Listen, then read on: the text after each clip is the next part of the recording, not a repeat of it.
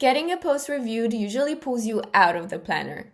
Screenshots in email, replies scattered across threads, edits copied back by hand. In Metricool, the approval happens on the post itself, with every reviewer lined up in one place. So let's have a look at it together. First, we're gonna see who can be a reviewer.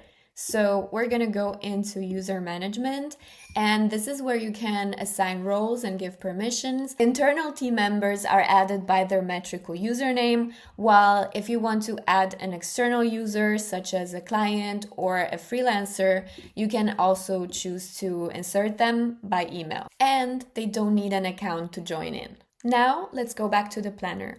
Once you have your post ready, you can click on it and select here the option to send to review. You're gonna click again, and then this window will open up where you can select the person that's gonna review the post. So as I was saying before, these are internal Metricool users, but you can also choose to add external ones by email. Then here at the bottom, you will see there are 3 approval modes. So all reviewers, at least one, and no reviewers. In my case, I'm gonna pick at least one, and then I'm going to click on send. After you send the post to be reviewed, if you want to check the approval status, you can simply go here on the post and see it. So for example, here it says pending approval, so nobody saw it yet. But in this way, you can still see what's pending, what's not, without needing to go and ask. Now we'll go over where each side does the reviewing. So if you're a Metricool user, you have to click here and go into my tasks.